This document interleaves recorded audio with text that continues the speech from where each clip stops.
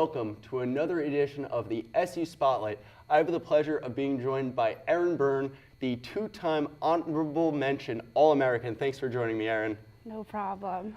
So you had a couple of months now to kind of reflect on how the season went, and so what are some of the things that you're going to remember, or some of the things that still stick out in your mind now? When I think back on the season, I really think about how we got into the tournament for the first time in history, and just being in that room when we saw our names pop up because we thought all hope was lost. So I think that reaction and then everything following is really just the big thing that sticks out, especially from this year. And with this season, you were able to have 362 kills, a 2.83 kills per set average. You're now 6th all-time in Susquehanna volleyball history for kills in a career. You had 1,465 kills. You had 909 digs, 324 assists, and 249 total blocks. Can you talk about the different accomplishments that you were able to have on the court while your time at Susquehanna, and how you were able to apply it to your team?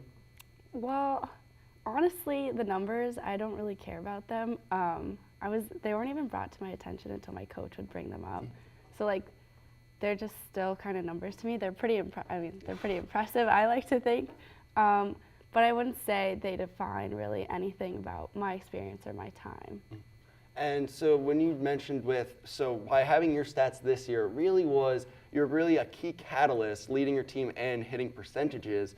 So what was the whole NCAA experience like after your tough loss to Juniata, going into it, not really expecting to make it to the NCAA tournament? Can you kind of talk about what it was like for such an accomplishment for the program, and what does it mean for the program going forward? I think definitely it's a way to attract talent. We can now say we made it in even though we didn't make the conference championship, and that's really a big deal because the amount of bids, like at-large bids, is really small, and especially with our region, they don't like to give out many. So we were so shocked. And I think that says a lot for our program, and I think now that we have that name recognition, we might get in a few more times. Absolutely, and you being a senior, can you kind of talk about the chemistry that Coach Tom has been able to build over the past few years with players like Maggie O'Hearn, Mary-Kate Sharkness, Corinne Idle, Liana Carvin, and Alyssa Chiodo, all this year that came in with you? Yeah, sure.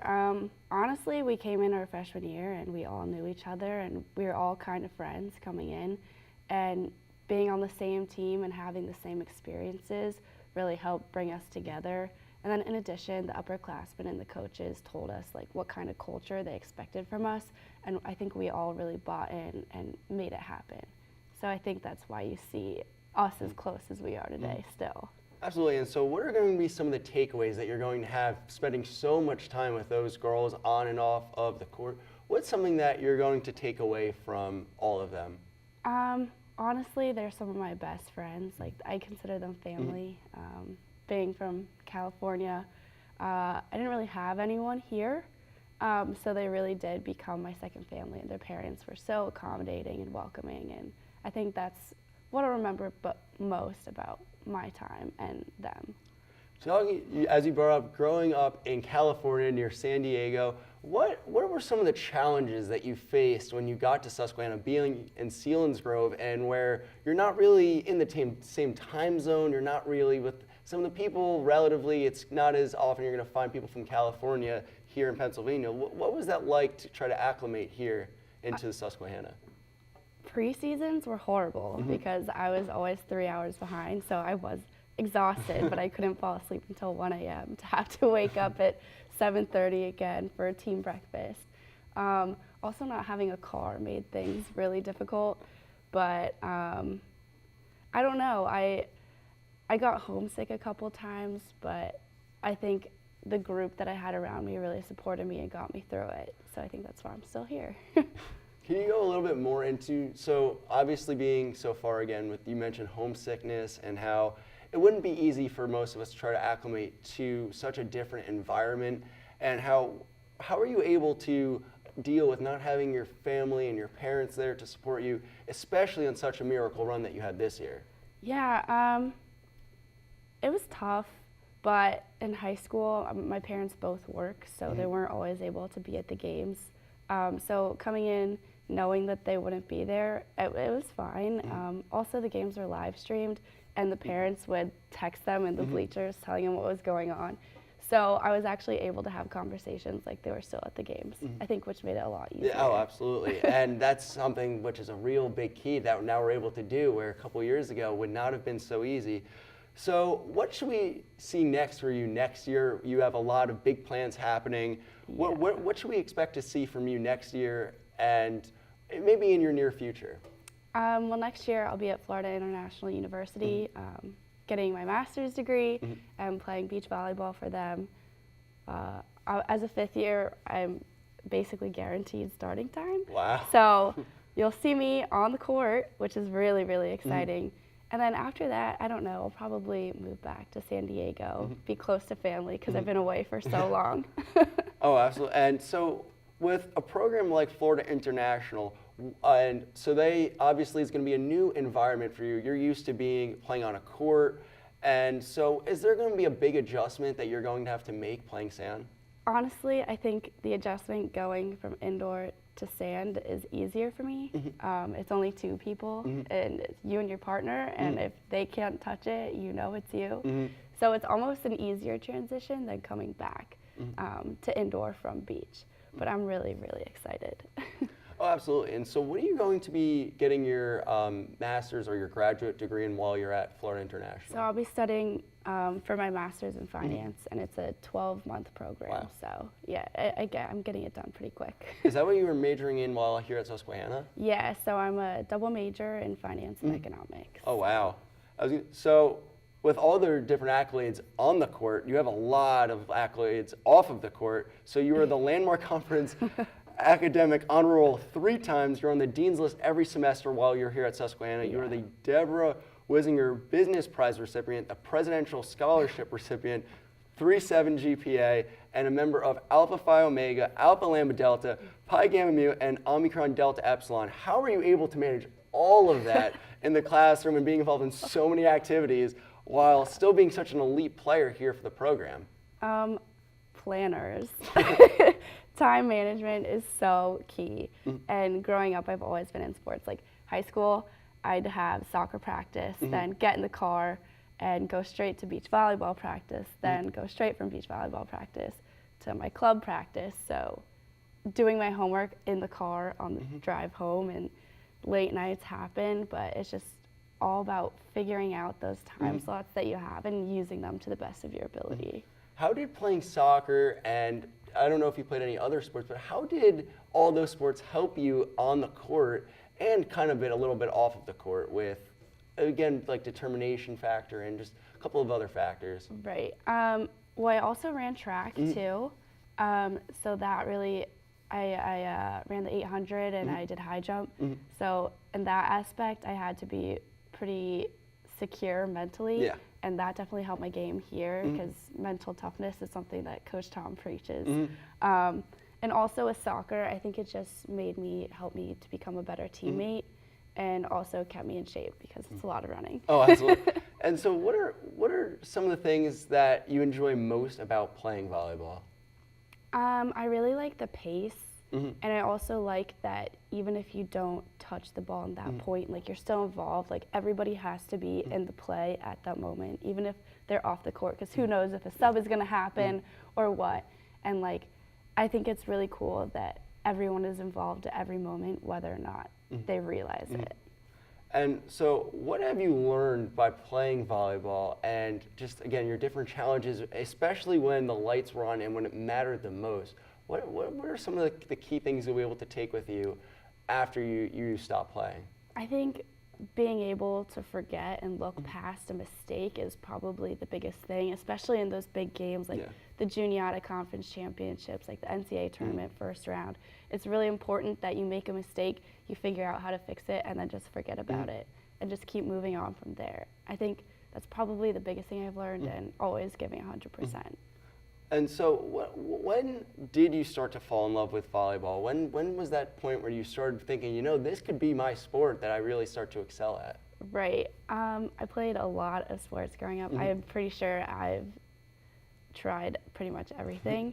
But one day we were in the car and my mom goes, so what do you think you want to play in high school or in college? And I go, probably volleyball, because just the coaches, the team, everything about my experience playing volleyball had been so amazing, aside from the first year. But I think that's when I really like set my focus on volleyball, and then I ended up quitting the other sports and just spending all my time and energy on volleyball. And so I read something on you that you were originally recruited as a setter to come for most of your colleges. And looking at kind of what's happened, that's not really, you can set, but that's not really how you're really mostly used. Can you kind of talk about the transition and how things changed in the plan that they were going to use you as? Well, yep. I thought I wanted to be a setter. Talked to Coach Tom. He's like, yeah, you're going to be a setter. Had me believing I was going to be a setter all the way until the first day of preseason, where he says, yeah, you're going to hit. We're going to make you a hitter. I go, okay. So I just took it on. I was like, who knows what's going to happen? I'm just going to try my best. And it seemed to work out really well. I mean, I'm putting up the numbers, so they did something right. Oh, absolutely. And with your numbers, as you mentioned, so you were a two-time honorable mention All-American, Landmark Conference Scholar Athlete of the Year, AVCA two-time All-Region Athlete, and so really it just shows that I guess Coach Tom was able to really, I guess, make the right decision by letting you be a hitter. Can you kind of talk about your outtake, I guess, from Coach Tom and all your different assistant coaches? What have you really been able to learn from them? I've learned something different from every one of them. I'll go to different coaches for different things. If I'm having a rough day and like really just need a little pick-me-up, like I'll go to Coach Greg or Coach Brian, because they can always make me laugh or just make me forget. Like Coach Tom can be pretty tough sometimes, and they're always the ones that are like supportive and really make you feel good. In terms of hitting and like strategy, that I'd definitely go to Coach. And then Brian again, I'll go for passing and defense, and Greg, of course, for setting and some strategy stuff too. Absolutely. And so one of the questions that I have is, so what are some of your interests off of the court when you have a lot of things on the court going for you? What are some of your interests off the court? I love being outside, so fishing, golfing with my dad. I like going hiking with my friends, just being on the beach, not even playing volleyball, just being on the beach. Pretty much anything active. I like to be lazy sometimes, but for the most part, like, if it's a nice day out, I feel like I wasted it if I wasn't outside doing something. Oh, absolutely. And so if you could give some advice to yourself when you were younger, what is something you would try to tell yourself? Well, after the first time I played volleyball, I thought I didn't really like it. And then I came back a year later and I guess decided I liked it. I would just say stick with it. Put the hard work in, because everything you're doing, no matter how much it sucks at the time or like how many events you're missing, I don't know how many. I miss dances, like slumber parties, everything. It's all worth it in the end. And so what's a pregame routine that you like to have before a game? Is there any dish that you like to eat, or what's kind of what you like to do? I don't really eat anything in particular. Like I don't have a specific routine for that, but like as soon as we get into the locker room, like I'll get changed, whatever. Mary Kate always has to braid my hair, and it always has to be after Maggie's. I put my shoes on the same way, like socks, everything. I do everything the same. And then I'll listen to music, so like whether or not I'm like kind of nervous and need to calm myself down, like I'll listen to calm stuff, otherwise I'll like just get really hype. Oh, absolutely. And obviously playing a sport like volleyball, you need to have a couple of different channels that you're able to go to, whether if it's an intense moment of the game, if it's a lower point where you're going to be able to do well. So you obviously need to be able to channel that emotion. So I'm trying to curious on, coming from California, what made you decide to come to Susquehanna? Like, why did you choose here? I can't tell you how many times I've had to answer that. But Susquehanna was the last school I visited. But the campus was beautiful. Yeah. Everyone was so nice. And obviously the team was amazing. And when I compared Susquehanna to the other schools, it felt the most like home. And I think that was a really big factor in my decision because I don't want to be in a place where I feel uncomfortable. Yeah. Like, I think that would have made me more homesick in the long run. Oh, absolutely. But obviously, unlike California, you're not really seeing a lot of the beaches here. You're not going to be seeing the warm weather too much, at least not that often here. Yeah. And so I'm curious. Another one I'm curious on is what's the most embarrassing thing that's happened to you since you've been at Susquehanna, either on or off the court? Okay, there are two things. So the first time it ever snowed was a flurry, but I have no knowledge of snow. I thought it was just stuff flying off the roof outside of DEG, and someone told me, I was like, oh, what is that coming off the roof? They go, no, that's snow. I go, is it really? I started jumping up and down, and I was crying, and we were on our way to get food, too. So everyone in venue saw, and then they were like, what the heck is wrong with this girl?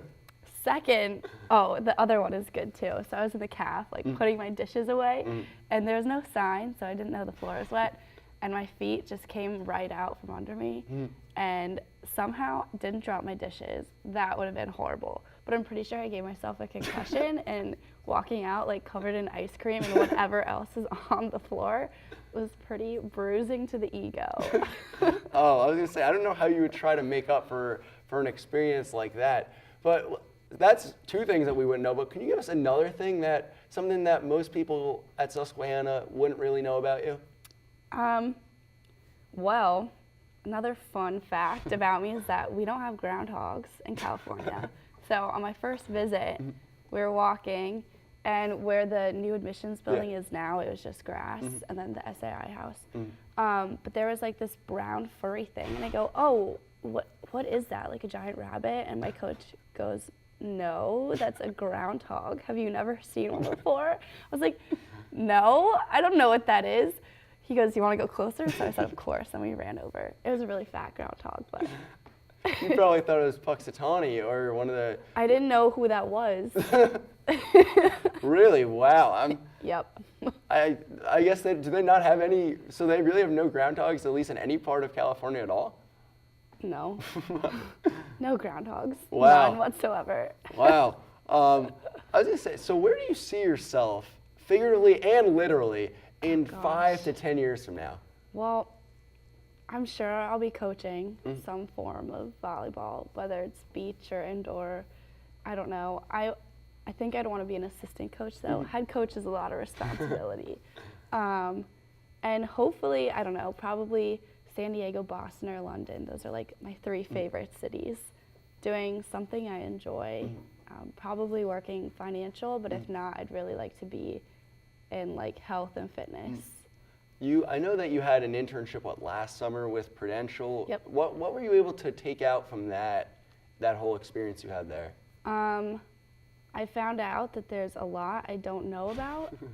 I learned how to live by myself in a new city. I was living in New York City alone. Wow. Yeah, it's a big place for one person. And I learned how to work with a whole group of new people, especially older people. It's really intimidating at first, and like the fact that they were so nice and welcoming, I was like, okay, so this transition isn't really going to be that bad. Oh, and so can you kind of talk about what you were able to get from Prudential and that whole experience being kind of just by yourself in New York, and then kind of being able to take it to your team here and bring it to your academics? How are you able to translate all of that and bring it for this year?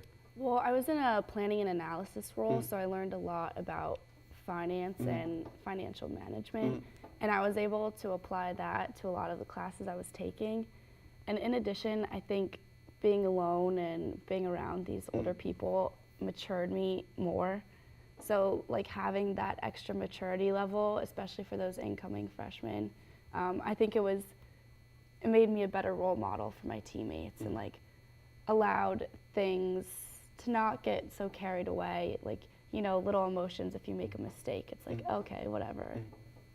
And so one last thing is, what would you recommend for somebody that wants to, let's say, try to come to Susquehanna and try to play volleyball and do all the different things that you were able to accomplish here? What would you tell somebody as an incoming student? I think a lot of people come in thinking that they just have it in the bag, you know? I think they just expect everything to come to them, and my mindset was very different coming in. I didn't even think I was going to make the team, and then I made the team, and I was like, okay, next step, like, just be good enough to play, and then I was starting. Like, I didn't expect to start, and then I got Rookie of the Year. Like, all of these things I just worked up to. Like, it was a dream to be an All-American, and the fact that I almost got there still kind of stinks. And I was like, oh, maybe if I had just worked that much harder in the weight room that day or in practice. So I'd say work your butt off, like every experience, take in as much as you can, and always come out of it with something positive. Absolutely. And I'd like to thank Erin Byrne, senior elite volleyball player, graduating this year. We're going to be watching her, what she does at Florida International University. I'd like to thank you guys for watching, and I am Josh Klien. She is Erin Byrne, and we hope to catch you next time on the SU Spotlight.